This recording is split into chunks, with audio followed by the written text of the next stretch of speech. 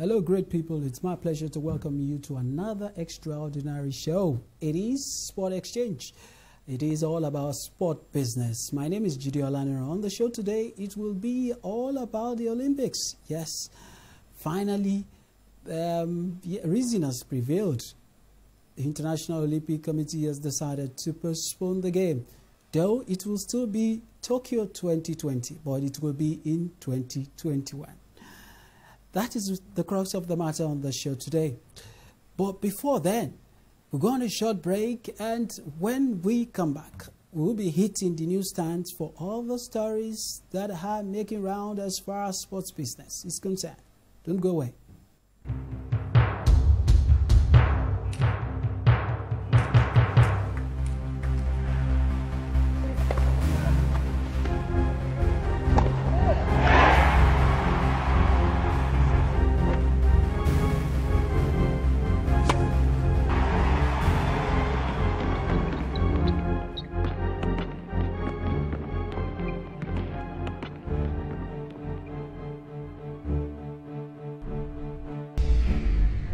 Fantastically finished.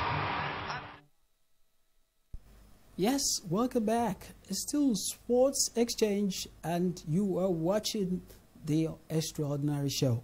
Let's go straight to the news right now. The Tokyo 2020 Olympic and Paralympic Games have been postponed until next year because of the worldwide coronavirus pandemic. The event, due to begin on the 24th of July, will now take place no later than summer 2021. The event will still be called Tokyo 2020 rather, despite taking place in 2021. The cost of postponing Tokyo 2020 was not discussed with Japan's Prime Minister, says International Olympic Committee President Thomas Bach. The IOC and Games organizers announced on Tuesday the Olympics and Paralympics will be delayed until next year because of the coronavirus pandemic. Following a phone call between Bach and Chizo Abe, preparations for the Games have already cost at least £10 billion. Early in March, Bach said postponing will come at a cost. And still talking about Olympics, President of the Nigerian Olympic Committee, NOC, Engineer Abu Gumel, says the decision to postpone the Olympics is the best decision for humanity. In a statement released by the NOC, Gumel restates the body's commitment to supporting the sporting federation's athletes in the completion of their qualification process. Away from the Olympics, Manchester City manager Pep Guardiola has donated €1 million to fight the coronavirus outbreak in Spain.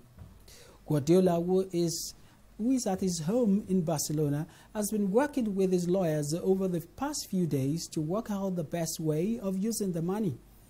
It will go to a campaign being promoted by the Medical College of Barcelona and the Angel Solar Daniel Foundation. Spain is one of the worst affected countries in Europe. And now to athletics. The Chinese Athletic Association and national track and field team have agreed a sponsorship deal with wearable technology brand Huami.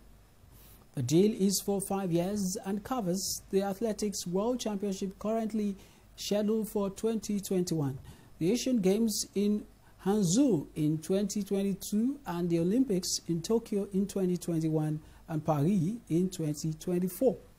Huami has exclusive rights in the smart wearable category, covering devices including smart bracelets, smart watches, smart headphones, and smart glasses. And back to the issue of coronavirus. The French Football League has formed 3 working groups to deal with the COVID-19 crisis, stating it is the priority objective to end the 2019-2020 domestic season by June the 30th or July 15th at the latest. The LFP staged a teleconference which included officials from Ligue 1 and Ligue 2 clubs, and Noël Lagré, president of the French Football Federation, The meeting came after French newspaper L'Equipe reported that several Major League One clubs had formed their own working group to address the economic challenges presented by the pandemic. And still talking football, Spanish League La Liga has opened its 11th office in London. According to recent research, the Spanish League is the most foreign sports competition in the UK. The league has been busy increasing its global brand profile. Beyond the foreign offices, there are almost 50 global representatives supporting such operations across 5 continents. And that's it for the news. Go on a short break right now, and when we come back, it will be time for our dugout segment. Don't go away. Sport Exchange is still very much around.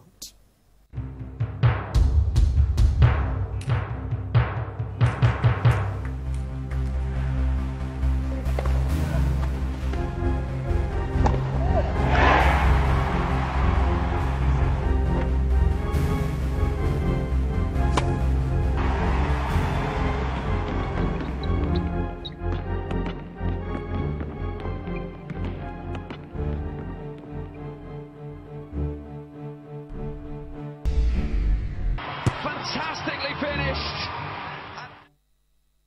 All right, welcome back. It's still sports.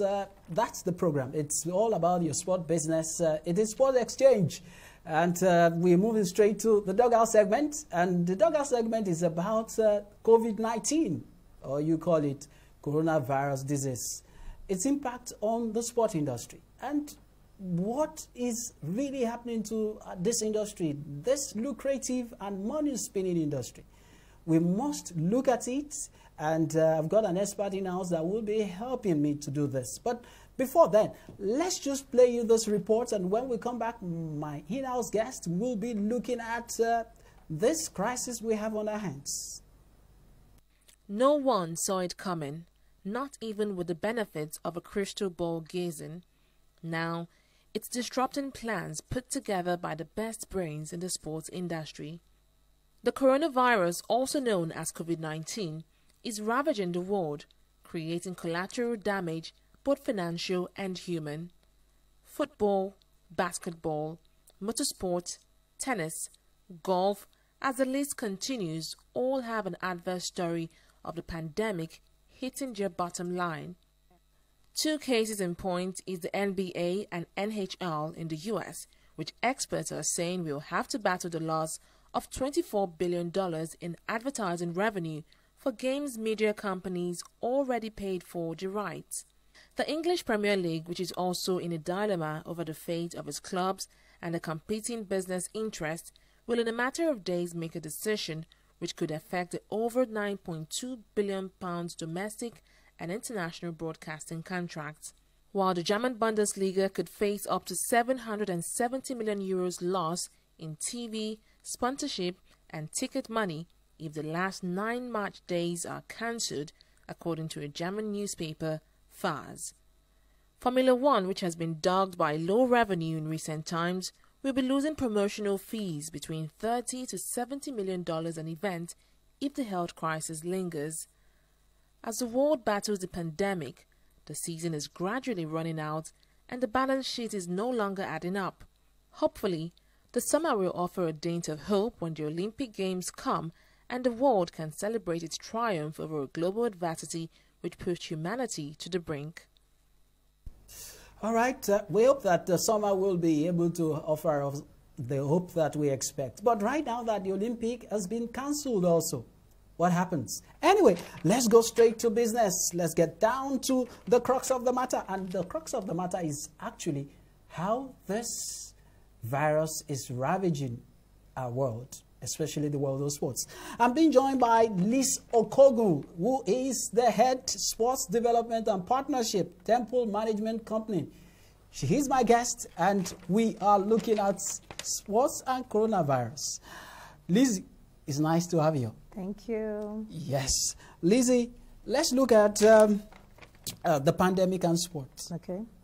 What do you think will be the offshoot eventually if we continue like this? Okay. So competitions in the sports industry, I've so far had 3 choices to make. It's either you cancel your event, postpone your event, or carry out your event without spectators. These 3 options have their own pros and cons. You cancel your event, you lose money. You postpone your event, you still lose money, but it's safer. And I've heard someone in the industry say health before sports. Even sports is also a tool to promote health. So why now put that before health? And we need our athletes healthy. So even if you postpone, there's money that's going to be lost in promotions, because that's now a longer time to promote your event, to encourage people. And because the coronavirus phase is uncertain, we are yet to get a vaccine. We don't know if this is going to take another 12 months, 18 months, we don't know. So far so good, we can't really even say how long it's going to take. And that alone can also, let's factor in wear and tear of facilities that have been put in place. And before any competition can hold, checks will have to be done. Renovations, touch-ups will have to be done. So that's going to cost money. The third is carrying out the event without spectators. The spectators are the life of the event. But the positive part of that is proper TV rights are intact. TV rights are intact. Sponsorship can still take place. The athletes are still on world stage. But whoever the host of that event is going to lose money on fans. Fans need to buy tickets. They're going to lose money on hospitality. They're going to lose money on tourist revenue. So that is the impact of the corona currently on different sporting competitions. Well, you are in this industry, and business here. Okay. Can the industry recover after all this? Definitely. Because of the massive loss. I totally agree that the industry will recover. One, sports is a billion-dollar business, one. And there's one thing, like I said, fans are the blood of the sports industry. Fans are emotionally tied to sports. Fans, some people take sports like a stress reliever. It's an escape to people.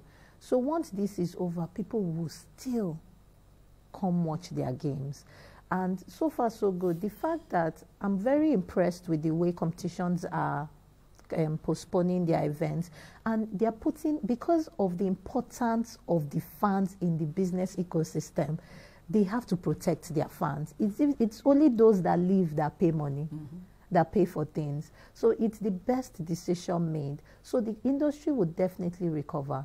It would definitely recover. The fans are a major part of this business ecosystem, and we have to protect them now. So if you notice online, a lot of platforms, players are engaging their fans. That's to show you the value of the fans. Aren't we developing another ecosystem through that? Exactly. You know, we were just discussing about the e-sport thing. Exactly. I hope it won't take away the live sports from us. No, that won't. I don't think that will. This is a first time for the world. So we were not ready for this. But esports was gradually growing in its own space. But now the focus has gone to esports. Esports is currently engaging the world of sports. So, and let's be realistic. Some people are even finding it hard moving from watching real human beings play to watching virtual players. So that still has time to grow. You understand? But there are some people that will still remain the orthodox sports fans. So by the time we hit back, people are running back into the stadiums. I want to watch my real players. But there are still those that are still fans and are still players. So it's still that getting people to understand. But I can say that esports is playing a really good role and a really major role now in the world of sports. So they are currently occupying people and engaging fans, which is really, really good. All right. As a sport development expert, Okay. let's still talking about the esports. Do you think there is future? We know we're doing it in Nigeria. Do you think there's a bit of future now? Or this can give create the way definitely. to get it? I can tell you that there are a couple of esports organizers now. They are currently working on tournaments to engage Nigerians. Okay. That is something we're currently working on at Tempo Management. We currently even know there are a lot of people that have signed up to the platform.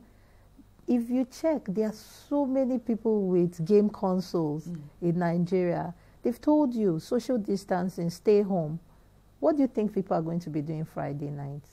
Is either you are dancing or playing, is either you're watching a movie, or is either you're playing games. So this is something I even advise Nigerians get involved in. Get in touch with people. Once you have your Wi-Fi and your console, play with someone else. Get out of the shell. Try to interact, do stuff, and that's what esports is doing now. Exactly. All right, let's talk about some of the disputes that might arise from all the lockdown that we have now. Okay. So how do we really, for you are in this industry, and I know that you have maybe some contractual agreement already. How do you wriggle your way out? How do you make sure it's a win-win situation? Okay. First of all, I'm going to put a disclaimer here. I'm not a lawyer. Okay. But I've gotten some advice from my legal colleagues out there. And they've advised that a force majeure should be put in place in some contracts. Okay. So a force majeure is in a situation where there is an unforeseen circumstance has happened. And that's like maybe war and all. And this pandemic is kind of like a human war. All right. Exactly. So, but in a situation where a force majeure is not put in place, it's been advised that a doctrine of frustration is put in place. A doctrine of frustration is in a situation where the two parties are currently experiencing an unforeseen obstacle. Okay. Exactly. So we can say that all parties involved in a contract now never saw Corona coming. No one knew. And in the business of sports, I'm not going to put fans out there. I can't deliver based on that. Most contracts, especially maybe sports marketing contracts or TV rights, I can't have people in the state. I can't sell tickets. That's not, imagine that was my contract to sell tickets. I cannot sell tickets. Nobody's going to come to the stadium. You are well aware of this. Social distancing has now been implemented, not even only by medical practitioners, but also by the government and security agencies. So, are you expecting me to force people into the stadium? It can't work. It's beyond me. Okay. So, we're now trying to implore people and cajole people to please show some human empathy in this phase we're in. Try to understand what is going on. Okay. I like what a lot of people are doing now. They're already calculating the financial implication of not carrying out events now, so that they can see how they can recover it. But like you asked earlier, the fans will come. That I know. The fans will come. We would recover. We will recover from this. But let's just take this as this is a fight. Everyone has to play a part. We all have to hold hands while doing this. So this is not the time to fight or to start dragging contracts. But at the same time, I would advise that people be proactive. Carry your your parties, your stakeholders, carry them along, update them. Everybody should put in precautionary measures ahead of time. But we're already in this. So what's currently being done? So it's funny. But we want to implore everybody to please try to take it easy, try to understand the other person. It's beyond all of us. Wow. All right. Yeah, I know you're passionate about developing sports, especially the business aspect in Nigeria. Yes. It appears Nigeria is not on the front burner in terms of what are the monies we are losing, or what is the financial implication of this on the Nigerian sports scene. Okay, so we know that like the Nigerian Sports Festival was cancelled. A lot of soccer events were cancelled. A whole lot of amateur sports activities were cancelled. Let me say postponed. Okay. But Nigeria is currently feeling this because I'm aware that even the Federal Ministry of Sports and the Edo state government, they definitely put into consideration fans and athletes involved in this. They put in all parties involved. And this is like the National Sports Festival is a competition that was going to bring the nation together. We can't expose our citizens to such pandemic or such virus. So definitely one of, like I said in the beginning of this interview, by postponing this, Edo State is currently losing revenue through tourism because a lot of us were going to go to Edo State. Edo State was ready for this festival and they had put so much in place. They renovated facilities, they made accommodation available to people. Businesses also were ready to entertain tourists. They were ready to entertain guests. But that can't be done now. That has to be postponed. So there's financial implication on all those things, no matter what. So it's not about Nigeria, it's the world. Okay. So it's unavoidable. It's unavoidable. As long as you've postponed an event, money is being lost. And more money will have to be used to make sure the facilities are ready when it's time to carry out the games. Right. Exactly. Okay, anyway, I've been talking to Liz Okogu. Liz, by the way, is the head sports development and partnership temple management company. Liz also is one of those that are tinkering with the sports industry policy in Nigeria. That is another phase, or should I say that's another part you don't know about her. And one day we'll still come back to this platform to talk about that because maybe she doesn't know I follow all they're doing, all the steps, all the way so that we can actually have a policy in Nigeria because that makes it, will definitely be good for everyone. Exactly. So that we can all have an industry that is money spinning. Exactly. Yeah, I want that industry badly. I'm happy we are getting there. All right. Okay. All right. All right. Thank you very much, Lizzie. Thank you so much. Liz, it's a pleasure for coming around. Yes. And stay safe. And let's hopefully we will get over this and we can go back to our industry. Thank you so much for having me.